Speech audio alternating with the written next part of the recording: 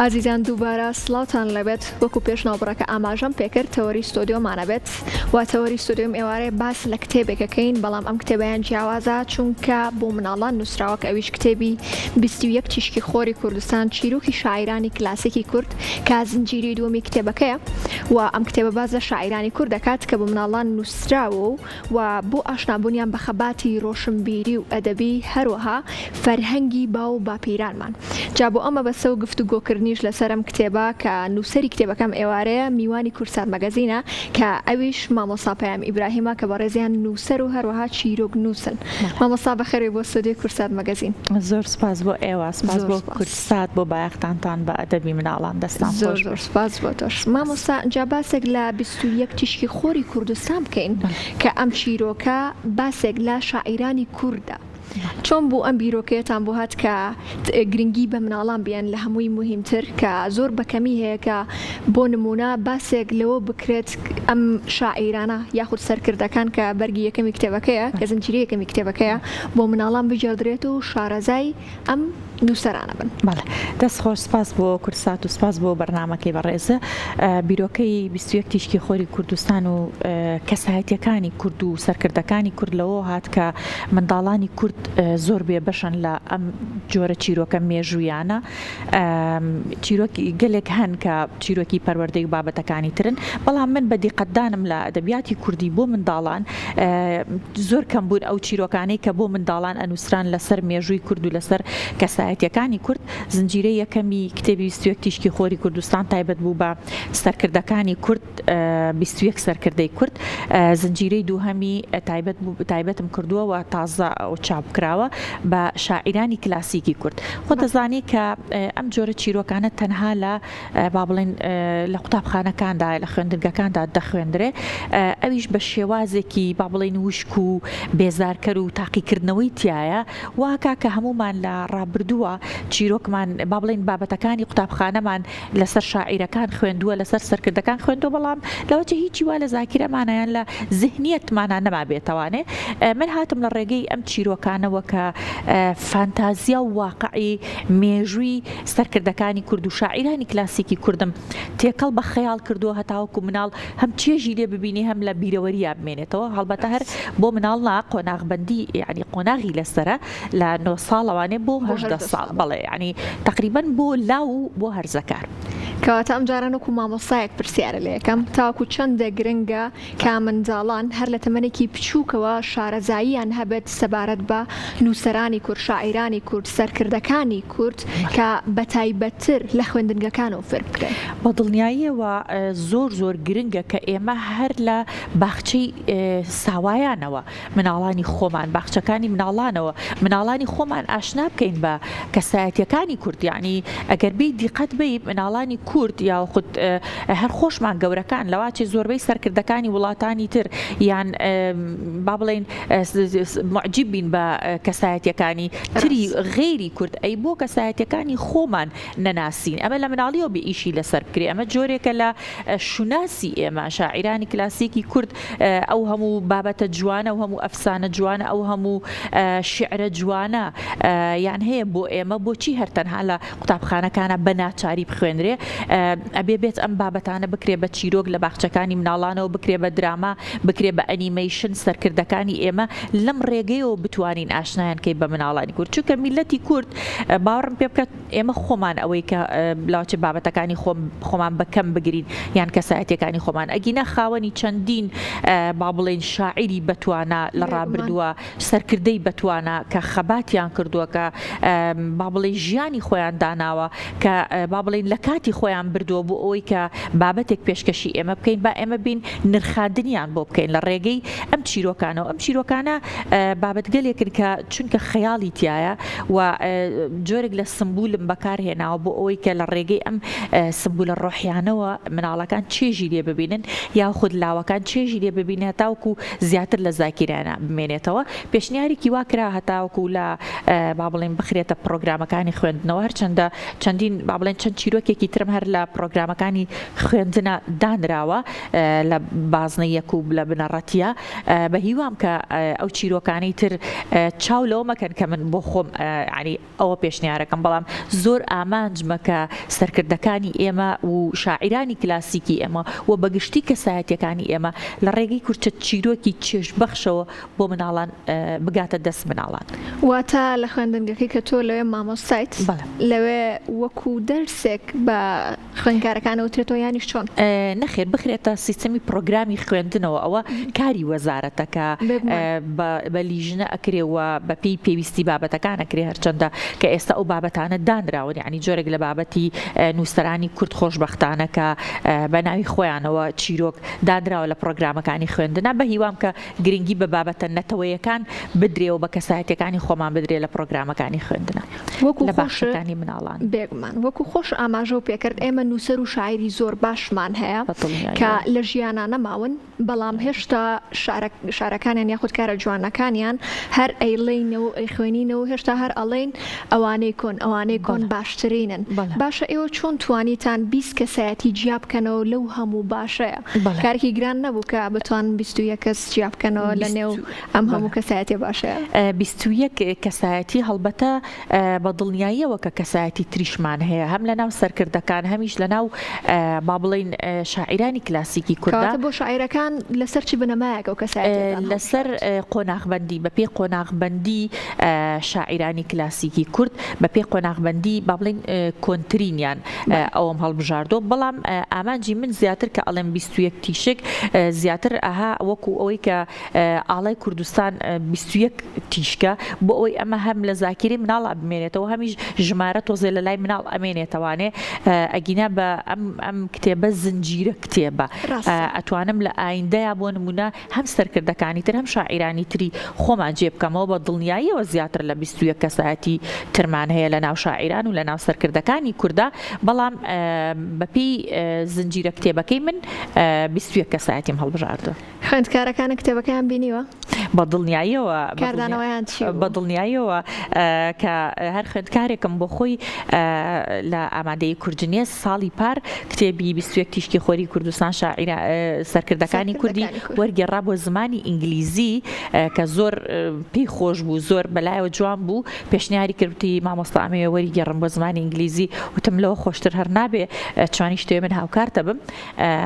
کتێبەکەی وەرگێڕا و مەراسیمێکی گەورەمان بۆ کرد و هەم ئەمە دوو لایانی هەیە هەم ئەوەی کە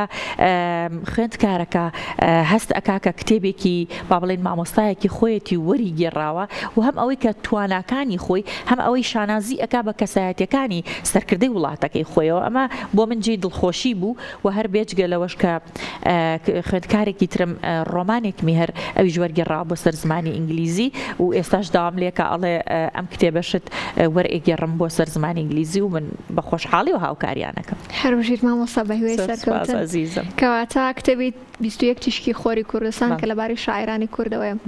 بڕیارە نەیاوە لە داهاتوو ئەم کتێبەش وەربژێری بۆ زمانە جیاوازەکان زمانی ئینگلیزی بێت یاخود عەرەبی بێت یان هەر زمانێکی دیکە بێت؟ بە دڵنیاییەوە پێشنیاری زمانی عەرەبیشیان بۆ کردوم لە کتێبی سەرکردەکانی کورد وەریگەڕن بۆ زمانی عەرەبی و هەر ئەم کتێبەشم یەکێک لە خوێندکارەکان داوای کردەوە وتم با جارێ تازەیە و با بڵاو بێتەوانێ بەسەر چاو وەری ئەگەڕن بە زمانی ئینگلیزی و هەر هاوڕێکیشم نیازی هەیە بۆ سەر زمانی نەرویجیش وەریگەڕن. کەواتە مامۆستا بەتەمای تاوەکو چەندێک ئەمە بەردەوامی هەبێت؟ بە دڵنیاییەوە زنجیرەی 21 تیشکی خۆری کوردستان کۆمەڵە ینی ئەمەوێت زیاتر بێ لەوەی کە لە خەیاڵی خۆما هەیە چونکە کەسایەتیەکانی کورد لە هونەرمەندانەوە لە ژنانەوە کەسایەتی زۆر زۆر باشمان هەیە و دواتر بیرم لەوە کردوتەوە دوای کەسایەتەکان بچمە سەر جوگرافیای کوردستان کوردستانی گەورە 21 شار کۆنترین شار 21 کۆنترین لادێ 21 کۆنترین با بڵێن ئەو شوێنانەی کە لە کوردستانە هەن هەڵی بژێرم بیکەم بە کورتە چیرۆک بۆ مناڵە. کەواتە پرۆژەکانی داهاتی مامۆستا پەیمان ئەم کارانە ئەبێت؟ بەڵێ لە ئایندەیە بە دڵنیاییەوە ئەوە چەند پرۆژەیەکی تریش کە ئێستا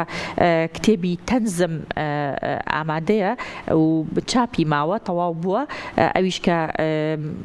با بڵێن جیاوازە لە میتر ژانری تەنز بۆ مناڵان ئەمەش یەکێک لە پرۆژەکانی تری ئایندەم کە بە هیوام لە ئایندەیە بتوانم چاپی بکەم کەم کە بابەتی تەنزیشمان زۆر کەمە بۆ مناڵان حەزەکەم دەست بەرم بۆ ئەو بابەتانەی کە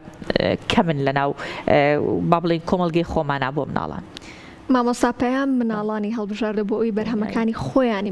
خۆی پێشکەش بە مناڵان بکات. جا پێم بڵێت ئامانجی مامۆستا پێیان چییە لە ئەمەیەکەواتە؟ بەدڵنیاییەوە ئامانجی من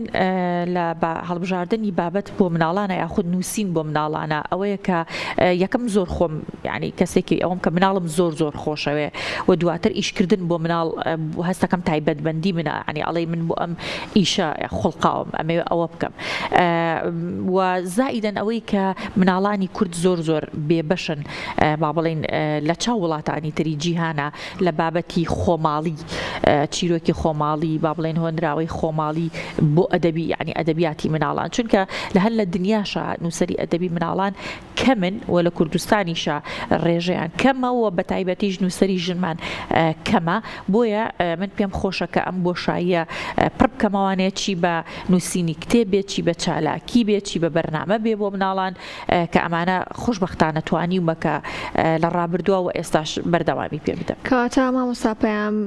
لە ئێستادا بارودۆخی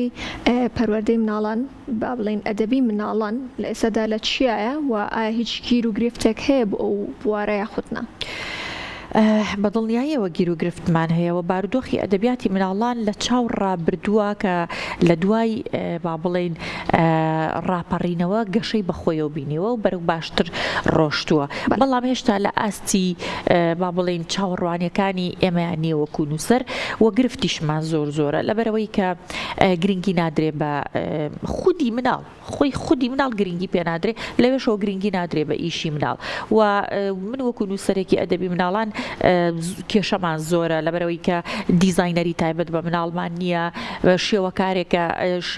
شێوەی کتێبەکان بۆ خۆی کە ئێمە پێویستمانە تایبەت بە مناڵانمان نییە عنی تایبەتمەندی ئیشی ئەدەبی مناڵانمان نییە و کەمیشن ئەو نووسەرانی کە تایبەت بۆ مناڵ ئەنووسن هەیە بۆ مناڵی شەنووسێ هەیە بۆ گەورە شەنووسێ کە ئەمە بۆ خۆی ئازادە بەڵام بە بڕوای من کاتێک کە خۆمان ساخ کردەوە ئیش بۆ مناڵ بکەین ئیتر تەواو ئەبێ ئێمە خۆمان تەرخانکەین بۆ مناڵ بۆ ئەوەی کە بتوانین بچینە قوڵایی ناخ و سایکۆلۆژیای مناڵەوە هەتاوەکو باشترین پێشکەش بە مناڵی خۆمان بکەین. کەواتە ئەتوانین بڵین سەرەتای چاکسازی بۆ چاککردنی ئەم گیر و گرفتانە ئەبێت لە خوێندنگاکانەوە بێت. خوێندنگەکان تا ڕادەیەک لەواچی ئەوە بواری پەروەردەیەکە بێ بەڵام زیاتر پەیوەندی بە وەزارەتی ڕۆشنبیری و بەڕێوەبەرایەتیەکانی ڕۆشنبیری ئەو دام و دەستگانی کە تایبەتن بە با بڵێن ڕۆشنبیری گشتی ئەوان ئەتوانن کە هاوکاری نووسەرانی ئەدەیان ئەو دەستگانی کە ئیش بۆ مناڵ ئەکەن ئەوان ئەتوانن کە هاوکاری نووسەرانی ئەدەبیاتی مناڵان بکەن و دەستگیرۆیان بکەن لەوەی کە کتێبیان بە چاپ بکەن جاران دەستگای زۆر باشمان هەبوو خانەی زۆر باشمان هەبوو تایبەت بە مناڵان کتێبی نووسەرەکان چاپ ئەکرای گۆڤاری باشمان هەبوو لێو ئەمان توانی چیرۆکەکانی خۆمانیان خود بابەتەکانی خۆمان بەرهەمەکانی خۆمانیان پێشکەشکەین بەس ئێستا کەم بوونەتەوانێ بە هیوام کە ئەوانەی کە گویان لە دەنگی ئێمە و دەستگانی کە ئیش بۆ مناڵەکان گرنگی بدەن بە ئەدەبیاتی مناڵان. ئێمەش هیوادارین. مامۆستا هیچ هەوڵێک هەیە کە ئەو کتێبانی تۆ نووسیوتن چکە تایبەتە بە مناڵان لە بواری پەروەردەیە لە نێو خوێندنگەکانە بتوانرێت خوێندکاران سوودی لێ ببینن؟ بە دڵنیاییەوە وەکەوەی کە بۆشم باس کردی لە ڕابردووە لە وەزارەتی پەروەردەوە کۆمەڵێک نووسەر بانگێش کراین کە ئەمە خاڵێکی زۆر باش بوو بۆ ئەوەی کە هەم ئەوەی کە ڕێی خۆمان بدەین لەسەر بابەتەکانی پەروەردەوە هەم بابەتیشمان هەبێ خۆشبەختانە من تاوەکو ئێستا تقریبا لە ڕەوزەش دانێ سێ چیرۆکێکم دانراوە لە پرۆگرامەکانی خوێندن زۆر سپاس و لە بەرنامەی پەروەردەی هونەری چیرۆکێکم دانراوە هەر لە وەزارەتی پەروەردە بە دڵنیاییەوە ئەگەر وەزارەتی پەروەردە هاوکاری نووسەران بێ هاوکارەکە لەوەی کە ڕێیان وەرگریەوە داوای بابەتیان لێ بکە هەتاوەکو ئێمەش باشترینیان پێشکەشکەین ئەمە ئەبێتە خاڵێکی پۆزتیڤ هەم بۆ وەزارەتی پەروەردە هەم بۆ ئێمەش کە هاندانی زیاترمانەکە کە بابەتەکانی خۆمان لە ڕووی پەروەردەییەوە کە من بۆ خۆم 4 کتێبی ترم هەیە کە کتێبی پەروەردەین تایبەت بە پەروەردەی مناڵ و تایبەت بە باخچەی مناڵانی باخچەی مناڵان هەتاوەکو بازنەیەکی قۆناغی بنەڕەتی تایبەتە بۆ قۆناغە کە بێگومانم ئەگەر لە باخچەکانی مناڵانە یاخود لە پۆلەکانی 1 و 2 3 دابنرێت سوودێکی باشی لێبێنەوە داژنراوە و خۆشبەختانە کە دەگانەوەیکی باشی هەبووە. هەر بەژیت مامۆستا بە هیوای بەردەوامی بە هیوای سەرکەوتنی زۆر زیاتر بۆ هیواین کە بە خەونەکەی خۆت بگەیت ئەوەی کە لە مشکی خۆتایە ئێمە هیچ شتێکمان نەماوە جگەلەوەی کە سوپاسی تۆ بکەین بێگومان ئەو کاری کە توی کەیت کارێکی زۆر پیرۆزە زۆر سپاس بۆ تۆ دووبارە کە ئەم ئێوارەی لە کورسە مەگەزینەوە لەگەڵمانە. سپاس بۆ کورسات کە هەمیشە گرنگی ئەدەن بە ئەدەبیاتی مناڵان و گرنگی ئەدەن بە بەرهەمەکانی ئەدەبیاتی و مناڵان و من زۆربەی بەرهەمەکانم کە تازە چاپ ئەبن لە کورساتەوە پێشکەشیانەکەم. زۆر سپاس بۆ تۆش. ئێمەش وەکو کورسات هەمیشە لە خزمەتی ئێوە ئەین هەمیشە لە خزمەتی ئەو کەسانەیەن کە لە کورساتەوە ئەیانەوێ خزمەتێک بگەێنن. زۆر هیوای بەردەوامی. سپاس.